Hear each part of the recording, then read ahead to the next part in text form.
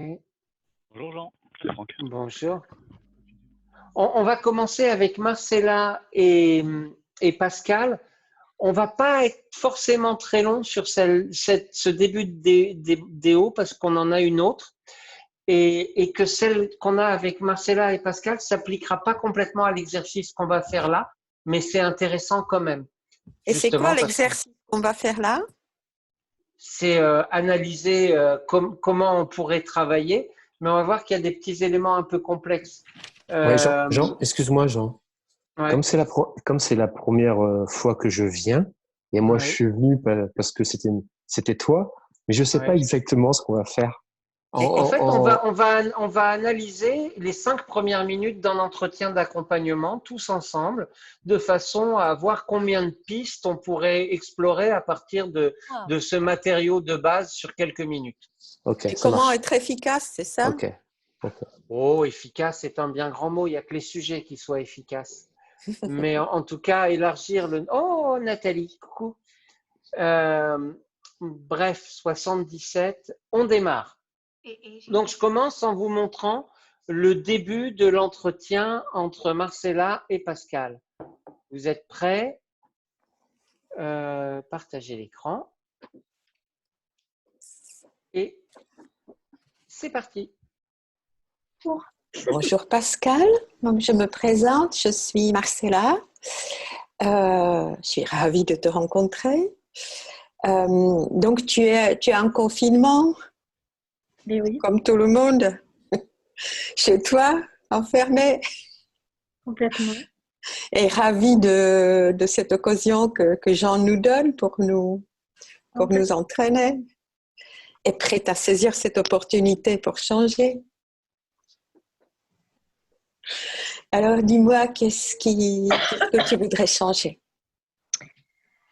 Alors, ce que je voudrais changer, c'est qu'il y a à peu près 2 mois, quasiment un mois avant le confinement, j'ai été détectée apnéique du sommeil. Alors, je ne sais pas si tu sais ce que c'est.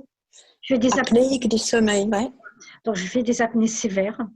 Je les suis un petit peu par hasard parce que je suis une apnéique asymptomatique, c'est-à-dire j'ai pas de problème de fatigue la journée, j'ai pas de problème d'insomnie, tout me semble normal.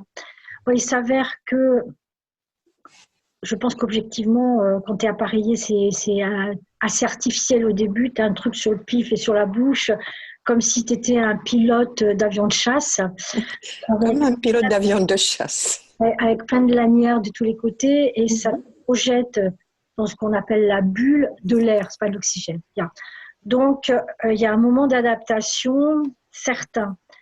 Et on te propose cet appareillage-là, alors? Voilà, c'est ça que j'ai. D'accord. Voilà. Donc, je suis censée le garder minimum 4 heures par nuit, mais si je le supporte, c'est du soir au moment où je m'endors jusqu'au matin. Il n'y a pas de raison pour que j'enlève en cours de route. D'accord. J'ai mis du temps à supporter ce truc. Voilà. J'en suis arrivée à un stade où je pense que ça ne me gêne plus, ni le contact du masque, ni l'air. Je mets sur pause un instant. Tous ceux qui parlent maintenant chez eux, je vous invite à couper votre micro, sinon vous venez chevaucher. Un message. Tu dis que tu te connectes, que tu demandes une connexion. Tu vois, ça ne regarde pas leur ordinateur ou quoi que ce soit. Je ne sais pas qui parle, mais on vous entend. Jean, de toute façon, tu peux mettre tout le monde en sourdine, toi. Oui, mais là, j'y arrive pas parce que je suis déjà sur la lecture. Et Attends, sinon, dans contrôle la à liste distance, des participants, on peut voir ceux qui parlent. Ben oui, mais je ne les ai pas tous affichés en même temps vu que vous êtes 80. Donc, pensez à vous déconnecter le son quand vous parlez en privé. Je relance. Qui est projeté à l'intérieur de la bulle. Ça ne te gêne plus? Voilà, mais j'arrive pas à le garder plus de 2 heures. Alors, ce qui se passe, c'est que je retarde au maximum mon heure de sommeil pour être très fatiguée. Voilà. Donc tu te couches tard Voilà, c'est ça. Bon, j'essaye de pousser au maximum pour être quasiment épuisée et me dire je vais m'endormir. Donc là, maintenant, j'arrive à supporter 2 heures. Au bout de 2 heures, je me réveille. Je l'arrache presque parce qu'il y a un truc qui m'agace réellement. Et j'essaie de me rendormir. J'abandonne le masque. Bien. Et là, j'arrive plus à m'endormir. C'est quelque chose qui m'est jamais arrivé de façon exceptionnelle, quoi. Je suis pas insomniaque, même quand j'ai des soucis, j'aurais plutôt tendance à être fatiguée et à dormir encore plus. Mais j'arrive pas à trouver parce que j'ai pas d'effet secondaire. De la motivation pour dormir? On va mettre sur pause avec ce qu'on a là. Et déjà, je voudrais avoir votre opinion sur ce que vous venez de voir. Il me semble qu'on ne sait pas encore quelle est la demande, si j'ai bien suivi. C'est ça. Alors, on a eu une petite conversation à ce sujet avec Marcella hier, et c'est normal. Marcella a cherché de manière, à mon avis, un peu artificielle à, comment on va dire ça, à bien mettre en place des choses qu'on a vues en cours, c'est-à-dire IS7, etc., en oubliant que tout ça part de la synchronisation, d'être avec l'autre. Et je pense que vous avez remarqué qu'à plusieurs moments, si j'étais Pascal, le son d'appareil. Je vais voir comment je peux couper le son.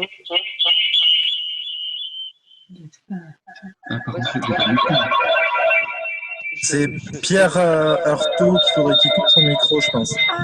Je ne le vois pas. Ouais. Il est au micro. Muets tous, voilà. Vous êtes tous punis. Donc, vous pouvez réactiver vos micros quand vous parlez. OK? Ça marche, mais sinon, c'est bien que ce soit coupé. Pour dire juste 2 mots, on peut appuyer sur la barre espace et comme ça, dès qu'on la relâche, ça coupe le micro automatiquement. OK, donc parlez en appuyant sur la barre espace, ce sera le plus pratique pour tout le monde. OK? Alors, comme je ne vous entends pas, je vais supposer que ça veut dire oui. Ouais, c'est OK. OK. Non, pas pour moi, je suis sur la tablette, j'ai pas de barre espace. Mais j'éteindrai le micro, t'inquiète. Donc, ce qu'on va garder de cette idée-là, on a plusieurs choses. Déjà, on a un problème de santé. Ouais. Ce qui n'est pas notre job si on n'est pas soignant. Donc, c'est important de se souvenir de ça quand même. Ensuite, on a… Qu'est-ce qu'elle exprime, Pascal, comme problématique? Elle a été récemment diagnostiquée, et donc apnéiste, entre guillemets. Ouais, voilà, mais ça, c'est la partie qui ne nous concerne pas. Oui, absolument. Mais que la solution qui a été trouvée, elle crée plus de problèmes que ce qui a été détecté, c'est-à-dire son apnée du sommeil, parce qu'elle dit que ça ne la fatigue pas et qu'il n'y a pas d'insomnie, alors que l'appareil qu'elle doit porter, ça finit par lui faire des insomnies.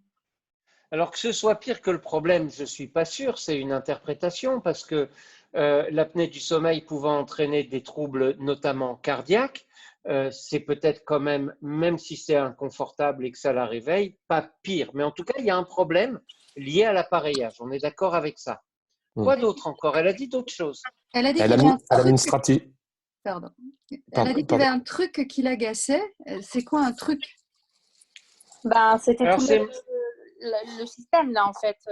Tous ces trucs qu'elle faisait avec ses mains, là, ce truc comme ça au niveau du visage.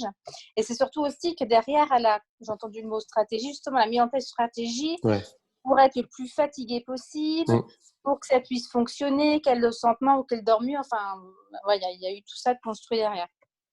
En fait, c'est marrant que tu aies appuyé sur « il y a un truc qui m'agace » parce que moi, le mot qui m'importe, c'est « qui m'agace ». Parce que le fait que ça l'agace, c'est ce qui génère le problème. Et je voudrais que vous gardiez ça en tête parce que c'est son agacement, son énervement au moment où elle met ce matériel-là qui va faire qu'elle va rentrer dans une attitude qui l'empêche de dormir. Pour l'instant, on ne le sait pas, mais on va avoir l'occasion de le revérifier. Est-ce que ça te parle quand je dis ça, Pascal? Pascal Weimann? Barre espace? Voilà, oui. Ouais. Ça me paraît évident que oui, c'est un agacement. Si tu veux, oui.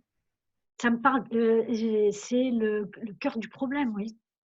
Ok, c'est pour ça que c'est intéressant de prêter attention à ça, parce que je vais être provocateur, mais vous réalisez bien qu'il n'y a aucune raison d'être agacé par un appareillage qui est là pour garantir notre santé et notre sécurité.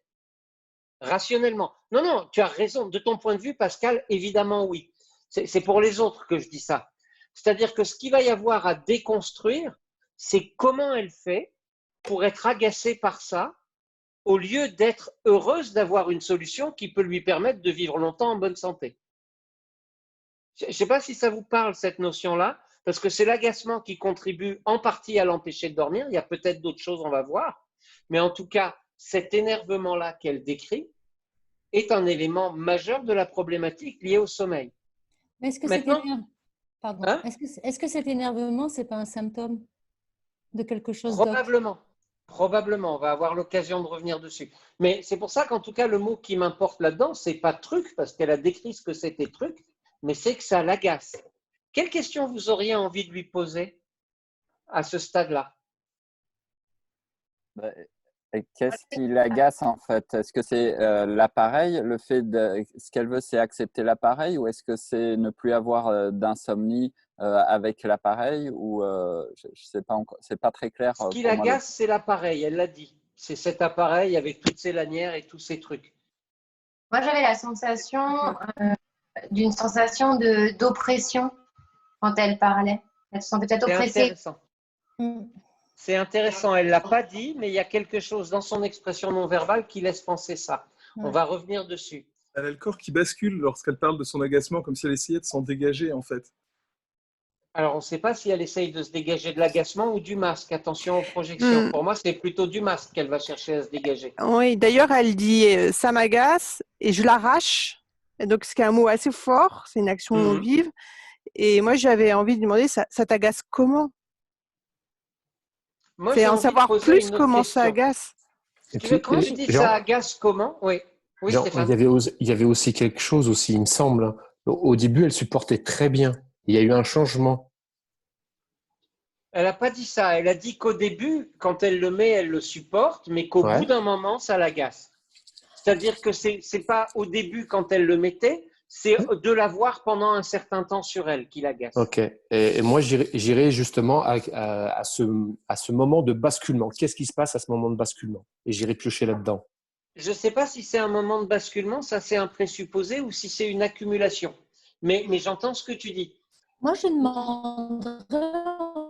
Tu as une très mauvaise connexion, Nathalie. Recommence. Rejoue encore.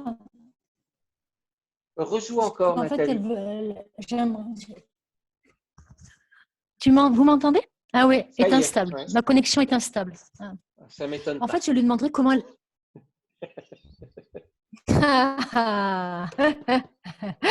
Bon, en fait, je lui demanderais comment elle aime se sentir. Comment… Attends, Jean.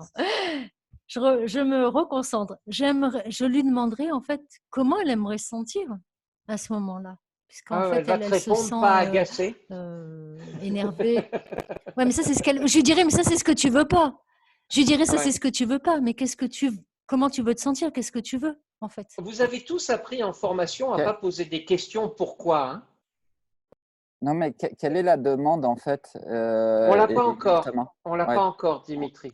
Mais déjà, à ce stade-là, oui, on n'a pas le problème. Pour moi, ce qui est important, c'est que nous avons tous été formatés sur ce groupe ici à ne plus poser de questions pourquoi, pour ne pas chercher à comprendre. Sauf qu'à un moment donné, la question pourquoi, elle a quand même son utilité pour permettre à la personne d'aller plus loin dans la description de son problème. C'est-à-dire que si j'avais Pascal en face, comme je l'ai là, moi, la question, je lui demanderais, c'est qu'est-ce qui est agaçant pour toi dans tout ça? C'est quoi le problème avec le masque? Pourquoi c'est agaçant? Je te réponds ou je… Oui, réponds aux autres pour voir.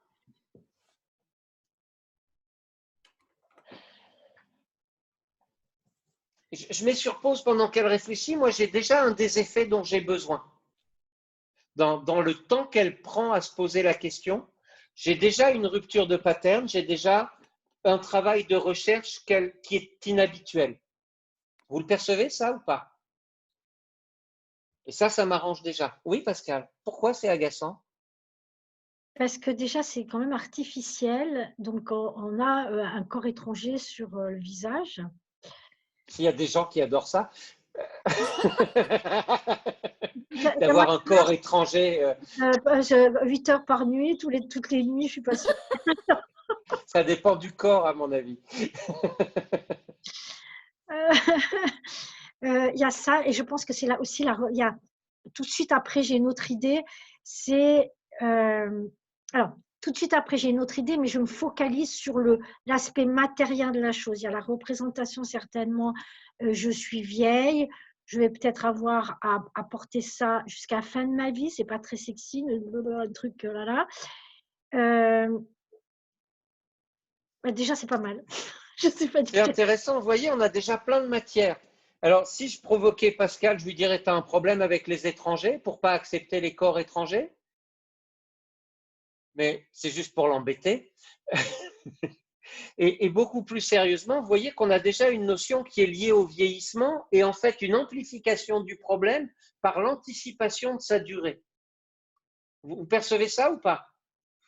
Donc, c'est juste une façon de vous rappeler, c'est pas parce qu'on a appris à pas creuser dans les problèmes de façon à pas faire de la psychanalyse à 2 balles que ça mérite pas quand même de prendre le temps de voir comment une personne construit sa problématique. Est-ce que ça vous paraît clair, ça, ou pas? Et pour revenir, c'est toi, Marianne, hein, qui disais comment est-ce que ça t'agace? C'est pas la même question que pourquoi. Et dans ce cas-là, je pense que le pourquoi est plus pertinent parce qu'il nous permet d'avoir accès aux représentations qui sont à l'origine du problème. Parce que vous percevez bien qu'en fait, on est… Alors, je vais vous citer Jack Sparrow. Hein. Ce n'est pas le problème qui est le problème, c'est l'attitude face au problème. Et en fait, ce n'est pas l'attitude face au problème le problème. C'est la représentation qu'on a d'une situation qui en fait un problème ou pas. C'est OK cette idée-là? Alors évidemment, si je prends des baffes ou si on me donne des coups de marteau, on peut dire qu'il y a peut-être un problème objectif. Mais je pense que vous entendez quand même cette notion-là. Oui? Qui parlait? C'était toi, Dimitri, qui voulait dire un truc? Je peux dire quelque chose aussi? Oui, bien sûr. Je ne sais pas comment ça marche, c'est la première fois. J'aurais demandé, à part de l'appareil qui est sur ton nez, qu'est-ce qui t'agace au fond, vraiment? En plus. Alors, c'est présupposé que ce n'est pas ça qui l'agace et ça risque de créer une perte de relation. Je ne dis pas que tu as tort, mais méfiez-vous de tout ce qui va donner au sujet le sentiment qu'on ne l'écoute pas. C'est OK cette notion-là? Si j'aurais dit, et qu'est-ce qui t'agace en plus de ton appareil? Est-ce que je me connecte plus? Pose la question et observe la réponse de Pascal. Tu es où? Je suis là. Alors, Pascal, à part l'appareil, bien sûr, qui n'est pas agréable d'avoir sur la tête, au fond de toi, qu'est-ce qui t'agace le plus dans tout ça? Alors, j'enlèverai le plus, parce que c'est vrai que le plus me gêne, tu vois. Okay. Ce qui m'agace, enfin, en plus, peut-être, ouais, en plus, c'est que c'est pas naturel. C'est pas naturel. Et que j'en ressens pas les… Alors, ça m'agacerait moins si j'en ressentais des bienfaits immédiats. Tandis que là, à long terme, quand je me raisonne, je sais qu'il peut y avoir de gros problèmes de santé si je ne le porte pas. Mais dans l'immédiateté, il ne se passe rien. Alors que les gens qui ont même… qui sont apnéiques et qui ne sont pas asymptomatiques comme moi, je fais partie d'un groupe sur Facebook, disent ouais, c'est super génial, je ne peux plus m'en passer, ma vie s'est transformée. Moi, je ne dis pas ça, ça me gêne. OK. Donc, vous voyez, on a un enjeu motivationnel surtout. C'est je vois le coût, mais je ne vois pas le bénéfice. OK. Donc, j'arrive. Juste garder en tête qu'on a une première problématique qui est motivationnelle, c'est je vois ce que ça me coûte, je ne vois pas ce que ça m'apporte. Et puis, il y a une chose qu'elle répète pour la deuxième fois, c'est pas naturel. Et on ne voit pas très bien pourquoi. Parce que ce n'est pas naturel, ça devrait être problématique. Je pourrais faire une liste des trucs qui ne sont pas naturels et qui sont quand même vachement utiles. Ce n'est pas naturel de manger avec une fourchette. Hein. Ni dans une assiette, ni de dormir dans un lit. Tout ça, ce n'est pas naturel. Et je pense qu'il y a un enjeu dans ce qui est naturel ou dans ce qui n'est pas dans la manière dont elle le perçoit. Je reprends cette métaphore-là. Si c'était naturel, en fait, tu dormirais par terre sur la terre. Alors, donc, il y a des avantages aux trucs pas naturels. Mais vous percevez qu'il y a un enjeu à recadrer? Oui, vas-y, Pascal. Pour moi, si tu veux, il y a des côtés sociétaux qui sont acceptées, comme quand tu disais pas naturel, en effet, est-ce que porter des lunettes, c'est naturel et je les accepte, c'est pas naturel et je les accepte. Il y a une sorte de culture d'acceptation des lunettes. La culture du masque sur le visage pour dormir, je me suis dit que c'était un effet plutôt exceptionnel. Oui, et voilà, c'est ma croyance. Non, mais c'est intéressant. Je pense que c'est toujours intéressant d'entendre un mot-clé dans sa représentation. Vous le percevez, ça, ou pas? Une question. Je me suis dit. Oui, Malo. En fait, par le côté... Vous m'entendez? Oui. Par le côté pas naturel, on touche comme quelque chose qui touche à la respiration. Donc, c'est quelque chose qu'on fait sans y réfléchir. Là, on est sur du purement... Effectif. Vital. Oui, ça touche à quelque chose de vital et ça touche à quelque chose qui est universel pour le coup et que c'est pas une histoire de code social ou pas en fait. Hein, on touche à du vital, ouais, exactement. À du besoin primaire. Oui. Voilà. Moyennant quoi, c'est là pour le soulager justement. On continue un peu la vidéo, vous voulez bien? Il y a encore de la matière. J'avais une question à poser peut-être avant. C'est qui? Nommez-vous parce que comme ça je vous retrouve. Éric Cheron. J'avais envie de te demander, Pascal, en fait, qu'est-ce que tu as envie de lui dire à ce masque?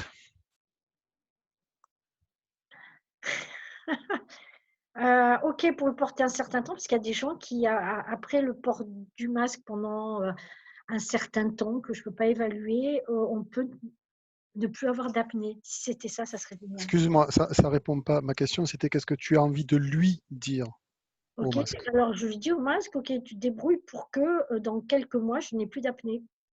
Ça te va? D'accord, ok, merci. Je reviens juste sur ce qu'elle a dit parce que ça aussi, elle le répète et vous percevez que c'est un enjeu majeur en fait. Que si elle savait qu'elle va pouvoir l'enlever, le problème ce serait pas le même. Qu'elle a développé l'idée que c'était lié à la notion de vieillissement et qu'elle avait peur de porter ça toute sa vie, tout ce qui lui reste à vivre. Vous percevez ça ou pas? Que là, il y a un vrai enjeu pour elle. Ouais. C'est Valérie. Juste, je remarquais qu'il y a toujours la notion du temps. Il y a cet aspect vieillissement, il n'y a pas d'effet immédiat. Est-ce qu'il y aurait là peut-être une stratégie pour aider Pascal?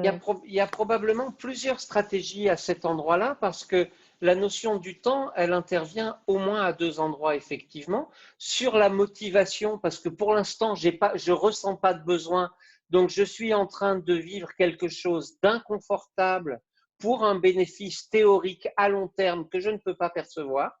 On est typiquement dans le biais cognitif qui s'appelle la myopie face au plaisir. C'est-à-dire que ce dont je peux profiter aujourd'hui, je ne vois pas pourquoi je m'en priverais pour un avenir inconnu.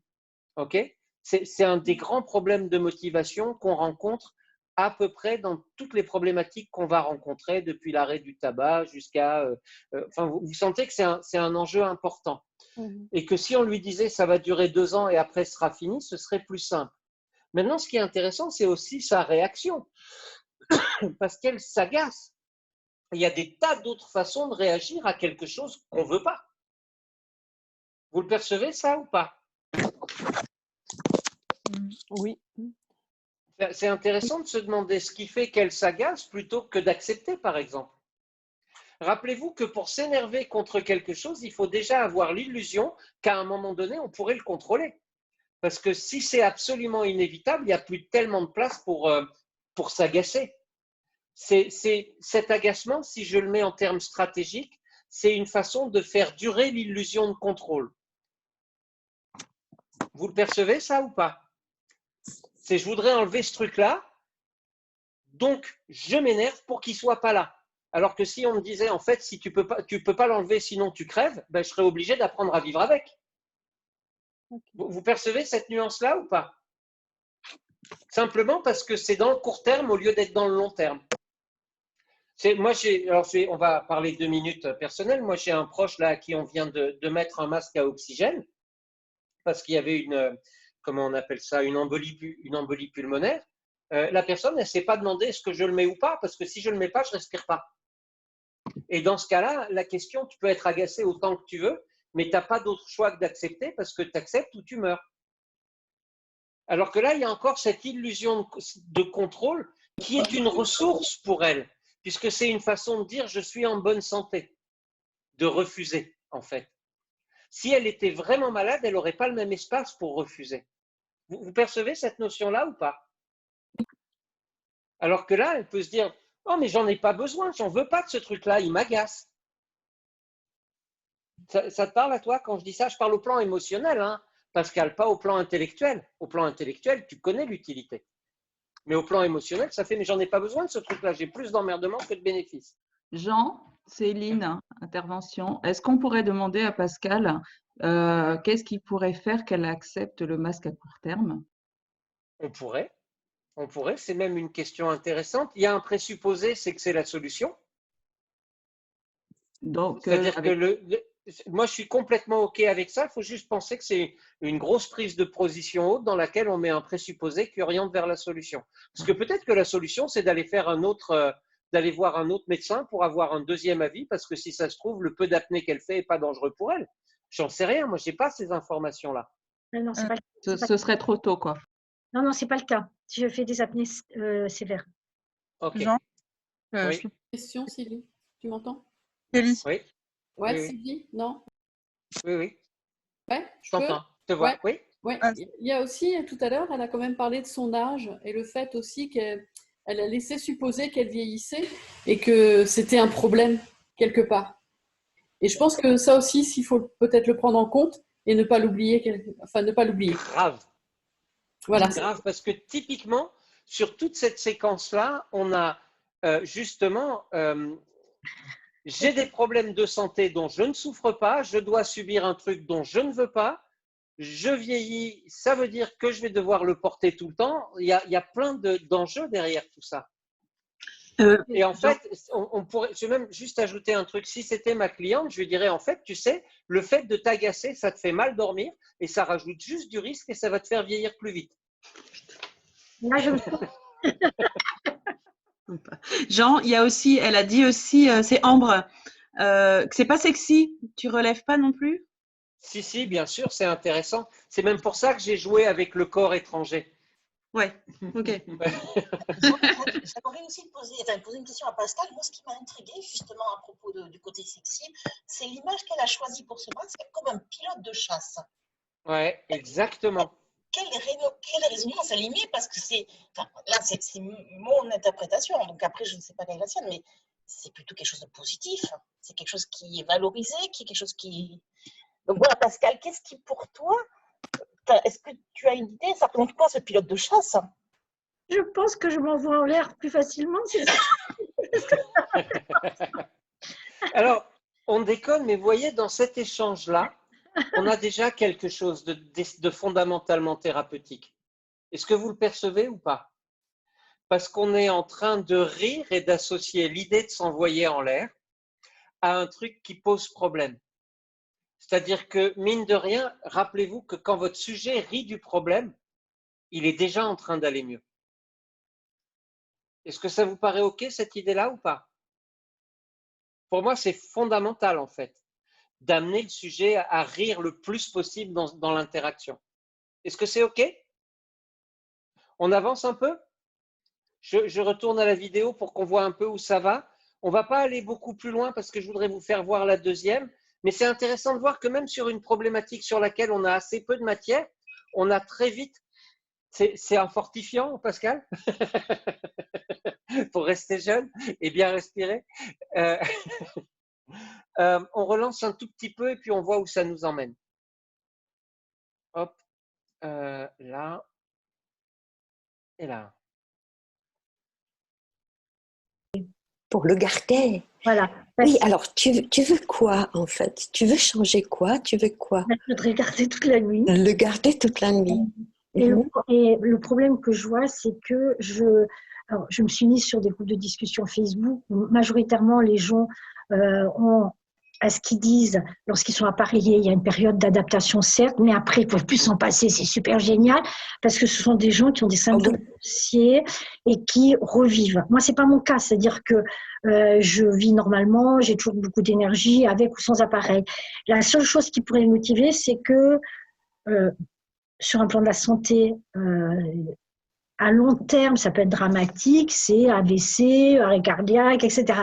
Mais si je me rends c'est une forte motivation, un décès, un arrêt cardiaque, c'est une motivation. J'arrête là, juste pour faire un ou deux commentaires. Ça vous inspire quoi tout ça, vous? Je peux intervenir? Oui, bien sûr, Pascal intervient. Où est-ce qu'elle est? C'est Marcella. Je prononce son nom. Oui, Marcella, c'est bien. Quand tu m'as dit que c'était quelque chose, je reprends pas tes mots exacts, mais que ça devait être une bonne motivation, ça a cassé le rapport. Ouais. Ouais, je le sens là, je le vois, mais j'ai juste reformulé à l'identique. Hein. Non. Non, c'était pas l'identique. Tu n'as pas du tout reformulé à l'identique. Tu as pris une position où tu as pris une position haute en lui disant c'est une bonne motivation. Alors qu'elle, elle te dit la seule motivation qu'elle voit, mais ça l'emmerde et elle est intellectuelle, pas émotionnelle. En fait, elle se raisonne, mais elle n'est pas motivée. Elle est exactement dans la même situation qu'un fumeur qui veut arrêter. Il sait bien qu'à long terme, s'il n'arrête pas, il risque d'avoir des problèmes, et pour le coup, les mêmes, AVC, problèmes cardiaques, etc. Mais comme c'est à long terme, c'est vivre un inconvénient à court terme pour éviter un problème à long terme, en gros, c'est ce qui fait qu'on a trop d'émissions de CO2, qu'on est en crise, que c'est le problème humain de base. C'est après moi le déluge. Aujourd'hui, ça va, donc je ne change rien. Elle a les choix en plus. Vous le percevez, ça, ou pas? Et ça vient poser une question qui est très importante, à mon avis, en vieillissant. Et là, je passe sur moi. Hein. Ce n'est pas de toi dont je vais parler, Pascal, mais c'est vraiment un point de vue personnel. C'est que la question qui se pose, c'est est-ce qu'on veut rajouter des jours à sa vie ou est-ce qu'on veut qu'il y ait de la vie dans les jours qu'on a à vivre? C'est-à-dire que cet appareil-là, je suis prêt à parier qu'il symbolise pour Pascal une vie diminuée. Quelque part, il symbolise une prise en charge médicale permanente qui va avec le vieillissement. Et c'est très antipathique comme représentation. Ça a du sens ce que je dis pour toi ou pas, Pascal? Il y a certainement de ça, oui. C'est-à-dire que qui a envie de vivre longtemps pour une vie qui ne lui fait pas envie? D'ailleurs, elle emploie le terme revivre. Oui, pour les autres qui ne vivaient plus. Ouais. Ce qui est intéressant dans la problématique que tu nous apportes, et même si elle n'est pas très pratique à traiter là, je reviens là-dessus parce que sur une problématique comme ça, on aurait besoin de plus d'informations de santé déjà pour savoir vers quoi orienter, de poser davantage de questions sur ce qu'elle a mis en place. Heureusement, elle nous a quand même dit qu'elle avait bien dormi jusque-là.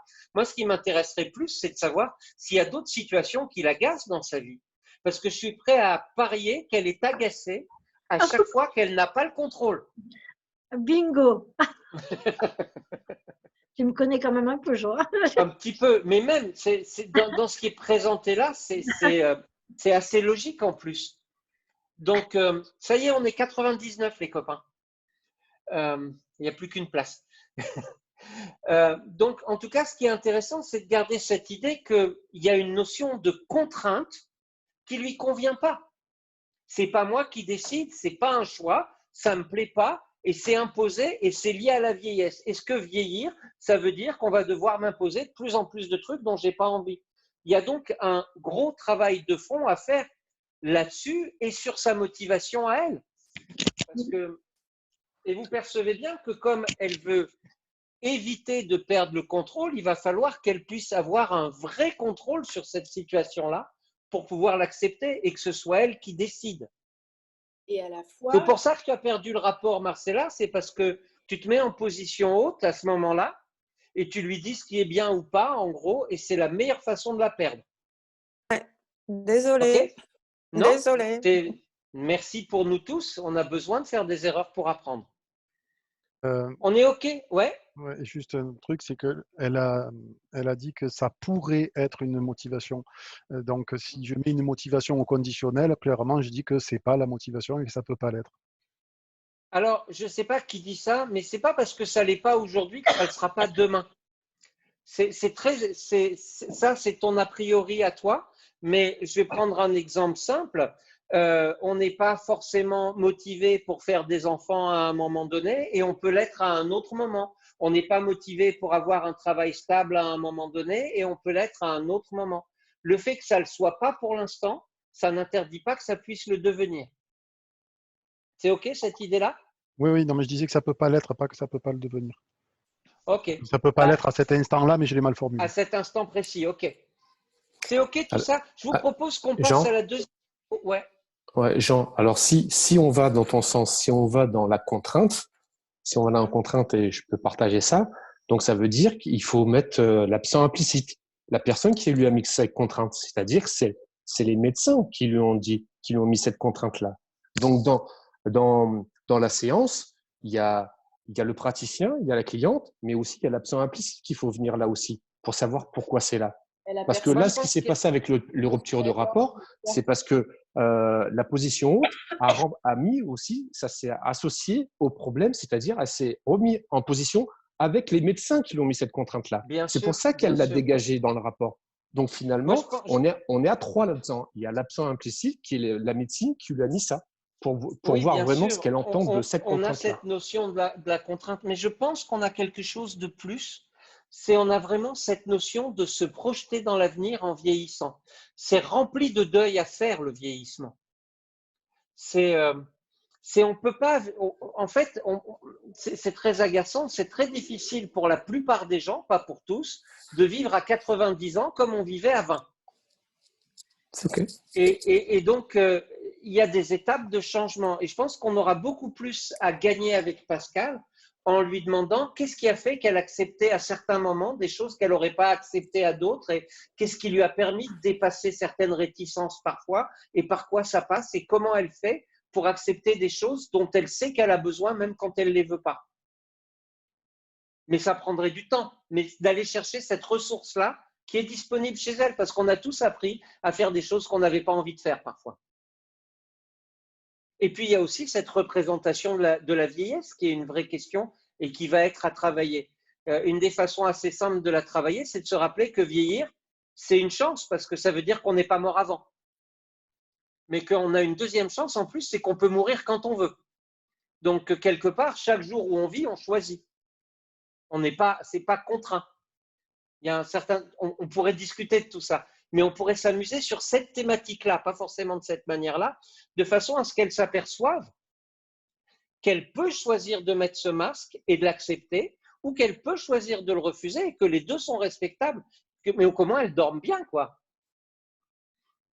Parce qu'après tout, peut-être qu'elle peut aussi dire, mais je m'en fous, en fait, moi je préfère mourir jeune et vivre sans masque la nuit. Elle a le droit. Et c'est peut-être même en la poussant dans cette direction qu'elle va se dire, je vais quand même mettre le masque parce que je voudrais vivre encore un peu. Après tout, quand on n'a pas de raison de vivre, autant pas mettre de masque et mourir jeune. C'est pour ça C'est que le problème des choix. Hein? Ce que je veux dire, c'est que la provocation peut avoir un intérêt fort. Mais il y a encore une fois, il n'y a personne qui, a priori, lui met le couteau sous la gorge le soir quand elle enfile le masque. Non, mais elle a l'impression de le faire de manière raisonnable et pas parce qu'elle a choisi de le faire pour l'instant. Pour l'instant, elle le vit comme une contrainte. Elle le vit comme une contrainte qu'elle réussit à s'imposer parce que la tête là, mais pas là. C'est exactement ça. C'est une contrainte qui est partiellement internalisée, mais pas encore totalement, parce qu'elle n'a pas encore trouvé le chemin pour ça. Et elle a le choix encore. Et en plus, elle a encore le choix, puisqu'elle n'a pas de symptômes quand elle ne le met pas. Je vous propose… C'est un travail de deuil, là. Il y a plusieurs… On peut travailler… Pour moi, le premier truc, c'est de la laisser, elle, décider comment elle veut travailler ça. C'est de lui mettre toutes les billes dans les mains et lui dire, maintenant, c'est toi qui décides, en fait. Tu peux choisir d'accepter, tu peux choisir de ne pas accepter, tu peux choisir de t'agacer, tu peux apprendre à l'aimer, tu peux même… je ne sais pas, mets des phéromones dans le masque, comme ça tu penses à quelqu'un que tu aimes. Il y a tellement de possibilités si on déconne 2 minutes. Et on est dans une phase de deuil actuellement. On est dans la phase colère du deuil. Je n'accepte pas le changement. De négociation. Il faut le déni et la colère. Ok ? Je n'ai pas encore accepté ce changement et pour l'instant je le rejette parce que je ne veux pas reconnaître que j'ai besoin de ce truc-là. puisque je ne le vis pas. Mais tout ça, on peut lui restituer et la laisser décider, parce qu'à mon avis, plus on pousse, moins ça fonctionnera. Alors que si on lui restitue son choix, il y a des chances pour qu'elle décide ce qui lui convient le mieux. Elle va le porter. Non, et en plus, peut-être qu'elle décidera de ne pas le porter certaines nuits et de le porter d'autres et d'alterner de façon à faire son choix à elle. Parce que peut-être qu'elle n'est pas obligée de le porter tout le temps non plus. Mais Jean, peut-être cette situation là qui est cristallisée vers le masque, est-ce que ça peut pas cacher autre chose? Est-ce que ça peut pas cacher sa peur de la mort réelle, sa peur primaire, que c'est la peur de mourir? Je vais le dire. Et c'est ça qui l'impacte et c'est ça qui se matérialise dans ce jeu-là. Si je faisais le psychanalyste à 2 balles, je dirais que de toute façon, la seule peur qu'on ait, c'est celle de l'impuissance et de la mort. Je mets impuissance et mort parce que parfois, c'est pire d'être impuissant que mort. Mais c'est OK. Je suis OK avec toi. Hein. Je suis OK avec toi. Il y a l'homme, il le dit, hein, que la peur primaire, c'est la peur de mourir et tout ce qui est avant, les peurs et les angoisses, c'est secondaire par rapport à ça. Je suis OK avec toi. Le seul truc, c'est que vieillir et mourir, c'est différent. Et parfois, c'est plus acceptable de mourir que de vieillir. Parce que mourir, c'est perdre de la vie dans la vie. C'est devenir plus impuissant. Donc, la question, c'est comment… Il y a une notion que j'aime beaucoup en psychologie, c'est celle d'empowerment. C'est comment on retrouve du pouvoir dans des situations où on n'en a plus. Parce qu'en fait, on peut toujours retrouver du pouvoir. C'est la partie un peu magique. Moi, je ne peux pas ne pas penser à quelqu'un comme Stephen Hawking, par exemple, qui a réussi à retrouver du pouvoir dans une situation où il était privé de tout pouvoir. Mais bien sûr, c'est lié à la peur de la mort aussi. Mais plus qu'à la peur de la mort, je dirais à la peur de l'impuissance. Ouais. Là, c'est plus la peur de vieillir, je pense. Et ça le rappelle à chaque fois qu'elle met son masque, ça lui rappelle voilà, qu'elle est en train de vieillir. Ah, moi, je pense que ça lui rappelle aussi qu'elle n'aime pas la contrainte, qu'elle n'aime pas qu'on lui impose des choses, qu'elle n'aime pas ne pas avoir le choix, qu'elle n'aime pas ne pas être libre. Je ne sais pas si la valeur liberté, par exemple, n'est pas plus forte que la valeur vie même. Parce que si la valeur vie était vraiment forte, elle le mettrait le masque et elle l'aurait déjà accepté. Je pense qu'il y a une valeur plus forte que vie. Pour l'instant, je vous propose qu'on passe à l'autre sujet. C'est OK? Normalement, on doit avoir Stéphane et Cédric par là. Est-ce que Cédric Paris est par là aussi? Alors moi, c'est Stéphane, je suis là. Oui, toi, je sais. Ah, voilà, j'attendais d'avoir le retour de Cédric. Le retour de Cédric. OK, on va voir un peu la deuxième. Ouais, c'est mon côté cinématographique. Partager l'écran. Et on va voir maintenant Cédric et Stéphane. C'est parti.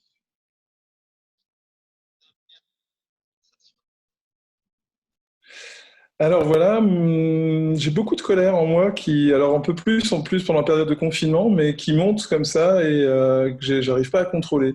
Vraiment beaucoup de colère et qui n'est pas toujours justifiée. D'accord. Pour moi, on a tout. C'est clair. Wow. Mais bon, quoi? On va revenir dessus après. Hein. Mais je vous explique pourquoi je dis qu'on a tout.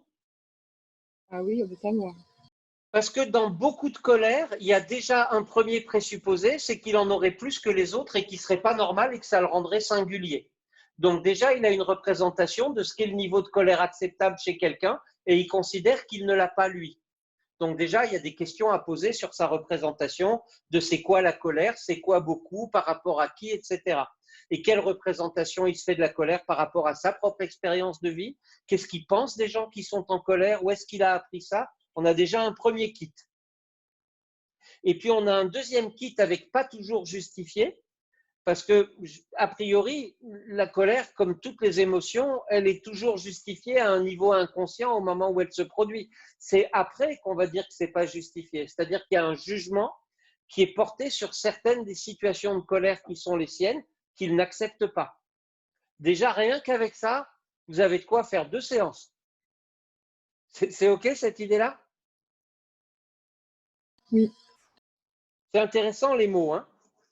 On a toujours beaucoup très tôt. Je relance. Là, on est à 20 secondes. D'où elle vient, cette colère? Il y a une forme de frustration, je pense, mais je sais Ça aussi, c'est intéressant. pas de quoi. Enfin, c'est assez global. C'est des montées comme ça et Des montées comme ça. Ok. Ça t'arrive comment? Ça t'arrive souvent? Ça t'arrive...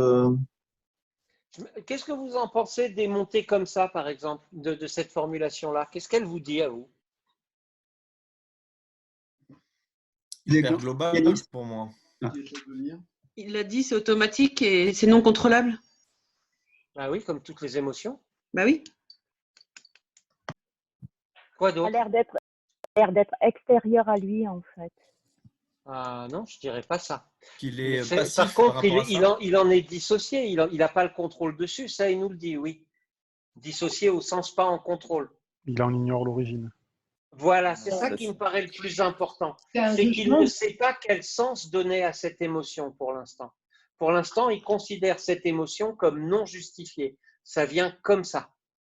Vous l'entendez ça ou pas? C'est-à-dire, il n'a pas fait ce travail d'identifier ce qui déclenche son émotion. C'est OK pour toi, Stéphane, ou pas? ouais, il y a de ça, certainement, ouais. On roule un peu? Ouais, ça m'arrive un peu trop souvent, ouais. Et ça m'arrive dès qu'il y a une sensation d'injustice, vraie ou pas vraie, où je me sens un tout petit peu agressé et tout de suite j'ai une colère qui monte à l'intérieur. Même si ça me concerne pas moi forcément, voilà, j'ai de la colère qui monte assez vite en ce moment. Par exemple, tu regardes un film. On met sur pause. Là encore, on a plein de choses. On a quoi? Qu'est-ce que vous entendez? Une sensibilité? Oui. C'est plutôt une ressource, ça. Ouais. Trop souvent, comme s'il y avait une fréquence normale. Oui. J'ai la sensation que la colère est un prétexte à autre chose. Parce que la colère, on dirait qu'elle est axée sur des choses un peu abstraites, etc. Et qu'est-ce qu'il y a en dessous de ces choses abstraites? Alors, quand il parle d'injustice à ses yeux, je ne suis pas sûr que ce soit abstrait pour lui. C'est peut-être que ce n'est pas encore verbalisé, mais je ne suis pas sûr que ce soit encore que ce soit vraiment abstrait. Par contre, je suis pas sûr que ce qui déclenche vraiment, même s'il parle d'injustice. Ce mot injustice, il a parlé de deux mots. Il a parlé de frustration et d'injustice. Ces deux ont un point commun. Je vais vous le faire en mode petit Bouddha, hein, si vous ne trouvez pas. De contrôle? Une valeur. Et oui, on est encore dans la problématique du contrôle. On est encore dans merde, le monde n'est pas comme je veux qu'il soit. Vous vous rendez compte de ça ou pas? C'est le même point qu'on a avec la frustration et avec l'injustice. Le monde ne répond pas à mon attente. Pour le dire autrement et faire plaisir à mes copains de l'Arche au service recherche, on a un cerveau qui est un organe prédictif qui est là pour envisager comment les choses vont se passer, et quand elles ne se passent pas comme on pense qu'elles devraient se passer, on ressent une émotion désagréable qui commence par la frustration. Vous le percevez ça ou pas? D'ailleurs, Jean, Oui, Pianella. Il le dit dès sa première phrase, c'est une émotion, la colère, qui n'est pas contrôlée. Il parle déjà lui-même de contrôle. Oui. Ça vous paraît clair? C'est-à-dire qu'on a vraiment ce truc, c'est les choses ne sont pas comme je veux qu'elles soient, comme je pense qu'elles doivent être. Est-ce que ça te parle aussi, Stéphane? Ah ouais, carrément, ouais. Ouais. Et pourquoi c'est plus fort dans le confinement, à votre avis? Parce qu'il a plus de temps. On est privé de liberté, on n'est pas du tout en Parce qu'il est privé de liberté. Il est contrôle, il n'a pas encore contrôle. Voilà, c'est une situation où il a encore moins de contrôle que d'habitude. Il n'a même pas la liberté d'aller et venir. Donc déjà, le confinement met à l'épreuve son besoin de contrôle. Donc c'est normal qu'il réagisse plus vite, puisque déjà, il passe son temps à faire un effort pour accepter une situation qu'il ne contrôle pas. Stéphane, c'était un mouvement pour dire un truc ou c'était juste pour ton confort de la main? Non, j'ai même pas bougé la main en plus, je crois. Non, pas Stéphane Guyan. Non, c'est Stéphane Guyan qui faisait ça. Je voulais savoir si c'était pour dire un truc. Oui, c'était pour le confort de la main. Mais oui aussi, par rapport au confinement, c'est le confinement lui réaffirme qu'il n'a pas le contrôle. Exactement. Donc, alors, il y a plein de choses. Dans le confinement, il se passe plein de choses. Il y a une menace diffuse qui génère automatiquement de l'anxiété, puisqu'on a affaire à quelque chose contre quoi on ne peut pas lutter. Ensuite, il est enfermé, il n'a pas le contrôle. Donc, ça lui demande déjà 2 efforts psycho-affectifs pour rester stable par rapport à ça. Donc, forcément, son seuil de déclenchement est plus bas puisqu'il est plus sollicité. Ça vous paraît, pour le dire autrement, comme le vase est plus plein, la goutte d'eau déborde plus vite. Ça vous paraît OK ou pas? Tu te sens comment en entendant ça, Stéphane? Bonne vie cette fois. Ouais, je suis assez d'accord, ça résume plutôt bien. En plus, c'est vrai que je suis quelqu'un qui aime bien contrôler. Comme tout le monde, hein. C'est la première chose qu'on cherche en tant qu'enfant, à attraper les objets, à les déplacer, à contrôler les parents, à obtenir les trucs dont on a besoin. C'est normal, le besoin de contrôle. Ah ouais, mais je pense pas que ce soit quelque chose de mal d'avoir envie de contrôler sa vie, etc. Enfin, ça me semble normal, en fait. Mais ça nous donne un super levier, parce que comment est-ce qu'il pourrait gagner plus de contrôle dans sa vie quand il n'a pas le contrôle sur ce qui se passe à l'extérieur? Contrôler ce qui se passe à l'intérieur. Ouais, peut-être, mais ça, c'est ce qu'il essaye déjà de faire et ça ne marche pas. Donc, en poussant dans cette direction-là, on risque d'avoir plus de la même chose. S'il apprenait à contrôler son non-contrôle, justement. Ouais, je ne sais pas ce qu'il y a comme solution. On pourrait se demander s'il a besoin de tout contrôler, en fait, ou si c'est OK pour lui d'accepter de ne pas contrôler certaines choses. Et comme il me connaît, il commence déjà à sourire et à se faire tout seul la provoque que je ne fais pas. C'est ça. Vrai que... Et la provoque. Moi, tout de suite, je deviens très sphinctérien. Et il se passe quoi pour lui s'il ne contrôle pas? Il s'énerve, il le dit. Mais encore une fois, on retrouve exactement la même problématique qu'avec Pascal. C'est bien parce que ça nous rappelle qu'il y a plein de problématiques universelles. La même problématique au sens où ce qui alimente le problème, c'est qu'il n'a pas fait le deuil du contrôle qu'il n'a pas. Il contrôle comme s'il avait le contrôle sur des situations où il ne l'a pas. Du coup, pour prendre une métaphore, au lieu de surfer sur la vague, il essaye de l'arrêter et il se la prend dans la gueule. Ça vous paraît clair, ça, ou pas?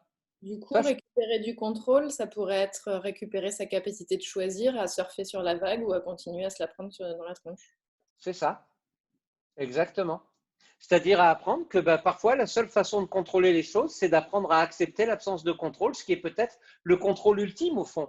J'aime bien ça dans le bouddhisme. J'adore le bouddhisme pour ça, qui nous propose de donner du sens à l'absence de sens et du contrôle sur l'absence de contrôle. C'est une philosophie qui est assez intéressante de ce point de vue-là. Ouais, c'est lâcher prise avec prise. C'est ça.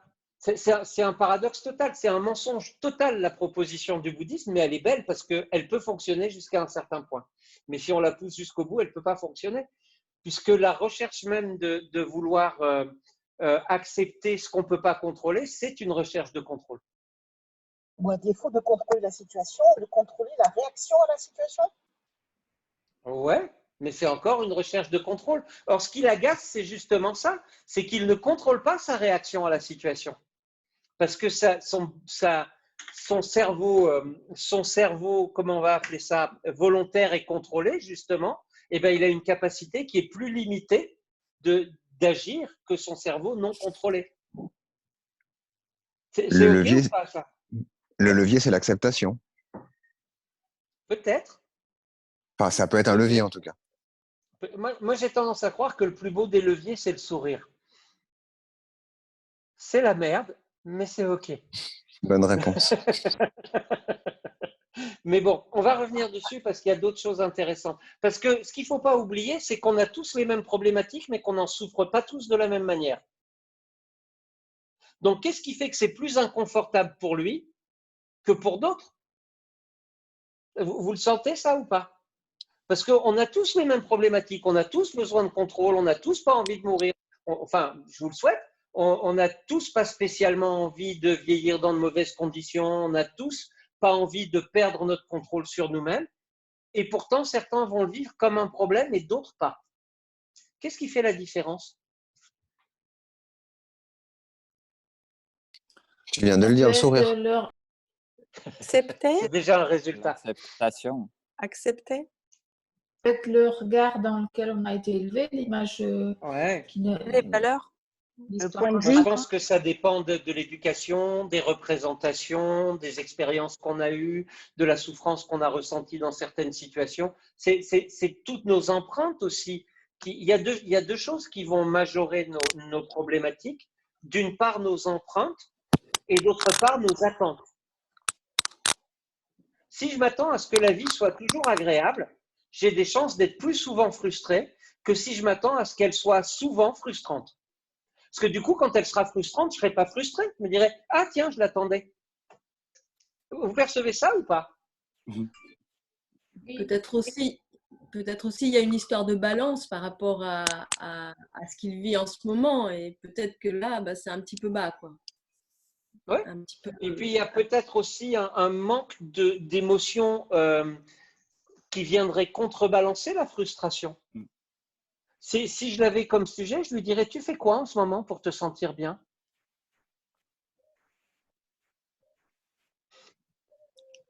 Et je te répondrais que je peins ou que je fais de la musique.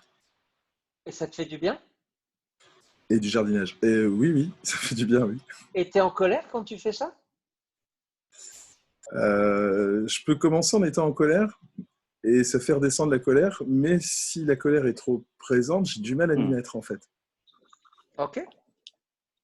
Donc, vous voyez, ça nous donne une information importante, c'est il a déjà une stratégie de coping, d'accompagnement de cette émotion inconfortable, mais quand elle est trop forte, ce qui est normal pour toutes les émotions, vous l'avez tous vécu, quand l'émotion est trop forte, on est sans ressources, il n'arrive plus à avoir accès à ces ressources, ce qui doit le frustrer et le mettre encore plus en colère. C'est-à-dire que paradoxalement, s'il était moins exigeant vis-à-vis de lui-même, il serait déjà moins en colère. Tiens, Jean, pour venir agrémenter ce que tu dis, il y a derrière la colère, il y a toujours un je devrais, ça aurait dû, ça aurait pu.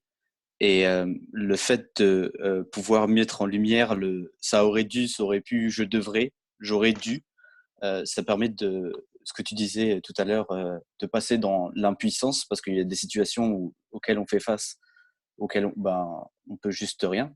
Donc, passer dans cette phase pour accepter cette impuissance face à certaines situations, même soi-même face à sa propre colère.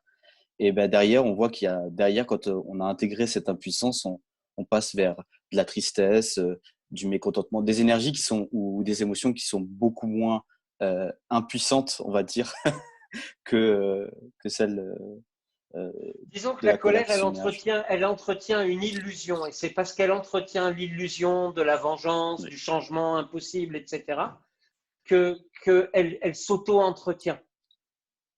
C'est ce qui la rend agaçante. D'ailleurs, c'est comme il disait, c'était la colère, c'était le mur du non. Le non face à la réalité. C'est-à-dire qu'il y a une réalité et je ne peux pas faire face à cette réalité. C'est tellement difficile pour moi d'accepter ce qui est en train de se passer que je vais regarder un autre point de vue où je vais alimenter mes pensées avec cette colère. Maintenant, je suis d'accord avec ça. Maintenant, je pense qu'il a aussi cette problématique d'avoir atteint un seuil de saturation de frustration qui, étant plus élevé que d'habitude, le fait réagir davantage. Quelque part, il est davantage en contact aussi avec son anxiété profonde, qu'on a tous aussi. Hein. Si on retourne à la mort, Stéphane, tout ça. Pas toi, Stéphane, l'autre, celui qui est en haut de ma grille. Et quelque part, ce serait intéressant aussi d'observer quelles sont les autres choses qui génèrent chez lui de l'inconfort émotionnel, de l'anxiété et d'autres choses, parce que c'est un moment idéal pour rencontrer des choses qui génèrent des émotions inconfortables, puisqu'on n'a que ça à faire et qu'on ne peut pas échapper à soi-même.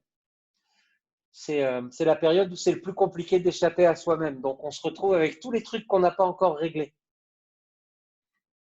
C'est propice à ça, en tout cas. Mais pourquoi je dis ça? Parce que c'est aussi une façon quand je dis ça, de lui rappeler que c'est OK et qu'on est tous dans le même bateau et qu'il n'est pas si différent que ça. Or, une partie de sa problématique, c'est qu'il pense qu'il n'est pas comme il devrait être. Et c'est ce qui alimente la problématique. Il n'est pas normal. Je ne sais pas si c'est normal ou pas. Il n'est pas dans la norme, plus exactement. Il n'est pas dans la norme qu'il se représente lui, qui n'est pas la norme d'ailleurs, qui est l'idée qu'il s'en fait. Parce que peut-être qu'on est tous un peu plus irritables en ce moment, allez savoir. J'ai l'impression qu'on est parti très loin. Mais tout simplement, ouais, tout simplement, quand Stéphane, tu dis que tu présentes le fait de te mettre en colère face à la frustration, enfin tout ça là, qu'est-ce qui serait d'après toi normal de ressentir? C'est quoi qu'on ressent selon toi normalement face à la frustration et à l'injustice? Alors, en fait, l'idée, c'est peut-être parce que ça impacte aussi mon entourage. C'est en ça que je trouve ça pas normal pour le coup. Ouais, mais ça ne dit pas ce que tu retrouves, ce que tu estimerais être normal de ressentir. Du coup, à quelle fréquence c'est juste pour ton entourage que tu t'énerves? En réalité, effectivement, je ne suis pas Bouddha non plus, mais l'idéal, ce serait de ne jamais être en colère, en fait. L'idéal absolu, ce serait ça, en fait. Jamais être en colère et pouvoir avoir quelque chose de plus constructif que la colère. Parce qu'intellectuellement, je reconnais que la colère pour moi, non, ça ne l'est pas. C'est pas une façon d'obtenir des choses qu'on ne sait pas obtenir autrement, par exemple? Alors pour le coup, non, je ne pense pas que ça puisse permettre ça, la colère. Je pense qu'on s'en éloigne. Ah ben merde alors. Ça dépend vraiment des interlocuteurs. Il y en a qui vont ne répondre qu'à la colère. Parce qu'il n'y a qu'avec la peur qu'ils vont faire ce qu'on attend d'eux. Ça dépend vraiment des gens. Ah mais j'ai vraiment pas envie de faire peur à quelqu'un, quoi. Tu vois, franchement, c'est même carrément... Vous voyez, on retourne sur un idéal. C'est intéressant, on retourne sur un idéal inatteignable qui va forcément me frustrer et me mettre en colère à chaque fois que je ne l'atteins pas. C'est intéressant comme stratégie pour se mettre tout le temps en colère, de vouloir ne jamais l'être et de s'en vouloir de l'être. Stéphane, et ça ne te permet pas d'être en colère? Excuse-moi, j'ai pas bien compris. Qu'est-ce que ça te permet d'être en colère? Ça me permet pas grand-chose en fait. Très honnêtement, ça, je sais pas. Non, je vois pas trop. Je sais pas qui a posé la question, mais on va la poser de manière un tout petit peu différente. Est-ce que tu es OK, Stéphane, avec l'idée que toute émotion est là pour nous permettre d'agir et de répondre à nos besoins? Probablement. C'est un bien qui a été offert par l'évolution animale, tu sais, pour être attentif à nos besoins et chercher à les satisfaire. Ouais, ça je l'entends. Donc oui, ça doit révéler quelque chose, mais le problème peut-être c'est de ne pas trouver quoi. Ah. Et si tu savais, tu dirais quoi? À quoi ça sert cette colère? Qu'est-ce qu'elle cherche? Je comprends pas le sens de la question. Je vais le dire autrement. C'est quel est le besoin qui s'exprime derrière cette colère? Peut-être que ce serait... ouais, allez. Peut-être qu'on m'écoute, en fait, un peu. Ok, c'est intéressant. Donc, c'est intéressant de voir à quoi sert la colère, de voir qu'elle sert à modifier la relation aux autres, à sidérer l'autre pour capter son attention au moment où il n'écoute pas, par exemple. Et du coup, on voit que ça peut avoir une utilité, que le problème, c'est peut-être pas d'y rentrer, mais de pas encore savoir comment en sortir. Si on faisait de l'hypnose de type TCC, là, on aurait un truc vachement intéressant à faire, de faire monter la colère, la faire baisser, la faire monter, la faire baisser, la faire monter, la faire baisser, pour qu'il s'aperçoive qu'il a cette compétence-là et qu'il la développe. Parce que la colère, comme toutes les émotions, c'est juste une émotion, c'est une activation du système nerveux pour nous préparer à quelque chose, pour répondre à un besoin. Toutes les émotions sont utiles. Jean, oui. Par rapport à ça, la colère, quand même, c'est pour installer un bon rapport. Parce que les gens, en général, quand on met en colère, bah, ça peut couper le rapport. Ou pas. Oui, c'est ça dépend vraiment comme ça. En fait, je ne crois pas. Je pense que ce qui coupe le rapport, c'est justement qu'il n'y en avait pas avant. C'est le rapport, quand il est là, tu peux mettre quelqu'un, pour l'avoir fait souvent, parce que j'adore ça, mettre quelqu'un en colère et le faire éclater de rire 2 minutes après, c'est extrêmement simple. Ça demande juste d'instaurer un rapport avant. John, une question. C'est quoi le besoin derrière le contrôle? C'est à moi que tu poses la question? Oui. À ton avis? Ben, je ne sais pas. Si tu contrôles rien, tu ressens quoi? Ah, ben, je suis en colère. Je ne crois pas seulement. Mais la colère, Non, de la oui, frustration. de l'insécurité. Le contrôle, il sert à assurer de la sécurité, à nous donner l'illusion qu'on contrôle quelque chose dans notre vie et qu'on n'est pas perpétuellement en danger de mort.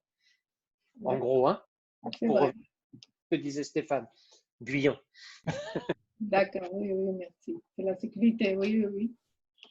Donc voilà, le contrôle, il est là pour nous donner une illusion de sécurité parce qu'en fait, en général, quand le contrôle est excessif, il génère plutôt de l'insécurité que de la sécurité. C'est même, il génère un sentiment d'insécurité qui va être alimenté par le besoin de contrôle. Puisque à chaque fois, le contrôle n'étant jamais total, plus on cherche à avoir du contrôle, plus on va rencontrer les situations où on ne l'a pas. Vous percevez ce cercle vicieux-là ou pas? Oui. Merci. Bon, ça fait 1h05 qu'on cause et en principe, ça dure 1 heure. Si je reprends l'exemple de Stéphane, parce que ça me paraît intéressant, il y a donc plusieurs pistes, je trouve que c'est intéressant de les lister. Une première piste, c'est qu'il a un certain nombre de représentations qui génèrent de la frustration quand il ne les rencontre pas dans le réel. Les choses devraient être comme si et elles ne le sont pas.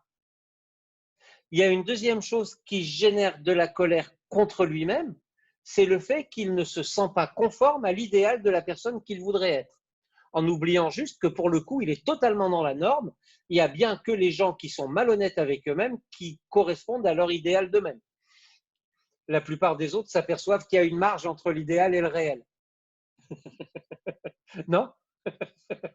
Ça fait longtemps qu'on ne s'est pas vu, Mourad, je te vois. Ok?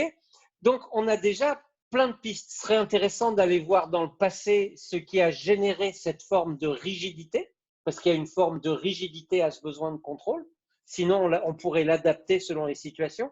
Et ce qui génère de la rigidité quant au besoin de contrôle, en règle générale, c'est des expériences d'insécurité et parfois des situations où on a eu tellement de contrôle qu'on croit que c'est la norme, alors que ça ne l'est pas. Donc, je n'ai pas cette histoire-là chez lui, mais ça fait plein de pistes à aller travailler. Maintenant, si je l'avais comme client, je pense vraiment que je m'amuserais juste dans un premier temps avec des ancrages, à faire en sorte qu'ils se sentent super détendus avec plein de situations qui ne correspondent pas à l'idée qu'il se fait de ce qu'elles devraient être. Parce que c'est une première étape juste pour se rappeler que, en fait, ce n'est pas les situations qui nous déclenchent, mais la manière dont on les perçoit. Et déjà, ressentir ça, c'est un apprentissage cognitivo-comportemental super important. Ça t'inspire quoi ce que je raconte, Stéphane? Ouais, je suis assez d'accord, mais effectivement, même si intellectuellement, tu vois, c'est le genre de réflexion, je me les suis déjà faites, en fait, mais intellectuellement, ça suffit pas. C'est ça, il faut les vivre. Oui, voilà, c'est pour ça que effectivement, quand tu proposerais ça en séance de créer ce décalage-là, effectivement, ça permet à l'intérieur de l'intégrer parce que intellectuellement, je suis complètement OK. Ouais, mais il faut le ressentir pour que ce soit vrai. C'est ça. Et puis, je ferai un autre truc, je te prescrirai d'être en colère. Pour que tu puisses, à chaque fois que tu es en colère, te rappeler que c'est parce que quelqu'un d'autre te l'a demandé. Ouais, ce serait bien vicieux, c'est bien sympa. C'est surtout parce que, comme il est orienté vers la recherche d'une forme de performance comportementale, je vais appeler ça comme ça, hein, être le bon, gentil tout le temps, il suffit que je ne lui prescrive pas la colère pour qu'il se focalise sur toutes les situations où il ne fera pas ce qu'il pense devoir faire. Et donc, il sera focalisé que sur les répétitions du problème. Alors que si je transforme le problème en prescription, alors il va avoir l'attention tournée ailleurs. Typiquement, il y a des chances que ça soit parce qu'il y a une partie qui essaie de contrôler la colère que ça met en colère la partie qui est en colère. Exactement. Qui c'est qui dit ça? Jean-Yves. Ouais, exactement. J'ai une question. C'est Sylvie. Sylvie, donc Oui. juste, Stéphane, il disait aussi qu'il avait besoin qu'on l'entende quand il se mettait en colère. C'est parce qu'il avait besoin aussi qu'on l'écoute. Et ça m'a interpellée parce que ça veut dire aussi qu'il a l'impression qu'on ne l'écoute jamais. Est-ce que tu sais pourquoi je ne l'ai pas pris, ça? Non, mais justement, c'est pour ça que je te pose la question. Répondre. Parce que ça ne dépend pas de lui. Ça dépend de quoi? Des autres. Les autres Et ont le droit de ne pas mais l'écouter. c'est parce qu'il a l'impression qu'on ne l'écoute pas. Oui, mais il aura toujours l'impression qu'on ne l'écoute pas, parce que de toute façon, des fois, on ne l'écoutera pas. Et probablement, une des choses que je ferai en séance régulièrement, ce serait de ne pas l'écouter. D'accord, ouais, d'accord, ok. Mais voilà, je me suis posé… Contrôler, en fait. Et je ne vais surtout pas chercher à le résoudre, parce qu'il ne peut pas le contrôler. On ne peut pas contrôler le comportement des autres. Oui, c'est vrai. Non, oui, tout à fait. Mais elle est très pertinente, ta question. Merci. Hein. Ouais, mais par Sylvie, mais c'était plutôt accepter. Alors, si on ne contrôle pas, alors du coup, il faut accepter ce qu'on ne contrôle pas. Oui, mais ça va le remettre dans la recherche de perfectionnement. Okay. Qui est-ce qui alimente la colère? Est-ce que la colère, c'est Il a besoin… Oui. Pardon. Est-ce que la colère, parfois, c'est pas une stratégie d'évitement aussi pour pas aller rencontrer certains trucs? En général, l'anxiété ou la tristesse. Ce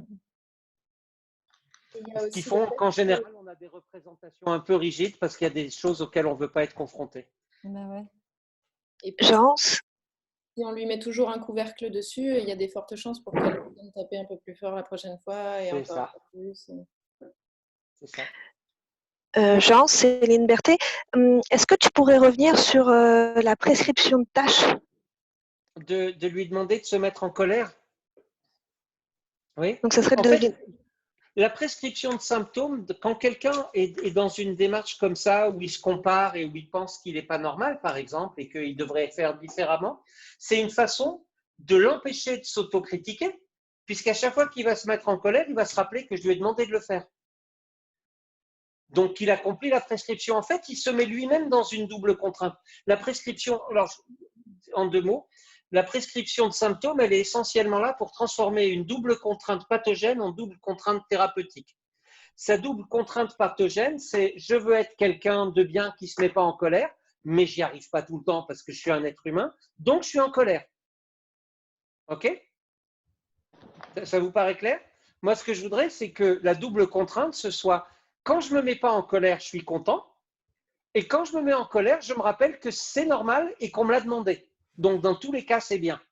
Au lieu que dans tous les cas, ce ne soit pas bien, ce que je veux, c'est que dans tous les cas, ce soit bien. Est-ce que c'est clair à quoi elle sert, la prescription? Et évidemment, comme en plus, en bon TCC, je vais lui demander de se mettre en colère différemment à certains moments de la journée, il va en plus être en permanence focalisé sur la tâche, ce qui fait qu'il ne va pas être dans l'émotion, puisqu'il sera dans la réflexion, il ne va pas réussir à se mettre en colère. Au moment où je lui demande. Il viendra en disant « j'ai réussi à me mettre en colère, mais seulement au moment où vous ne me l'aviez pas demandé ». Ce que je vais lui dire « c'est bien, on commence comme on peut ». Mais ce qui sera paradoxal, c'est qu'il va me répondre « j'ai réussi à me mettre en colère à un moment donné ». C'est-à-dire que ce qui était un problème va devenir une solution. Ça te parle, Stéphane? Ouais. En fait, ça serait presque comme apprendre à utiliser un nouveau muscle.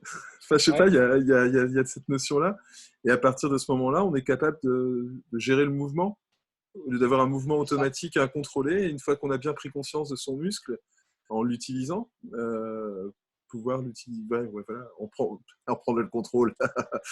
Exactement, bien sûr. C'est là que les clients sont merveilleux, parce que moi, je ne l'aurais pas eu, cette métaphore. Dieu, qu'elle est belle.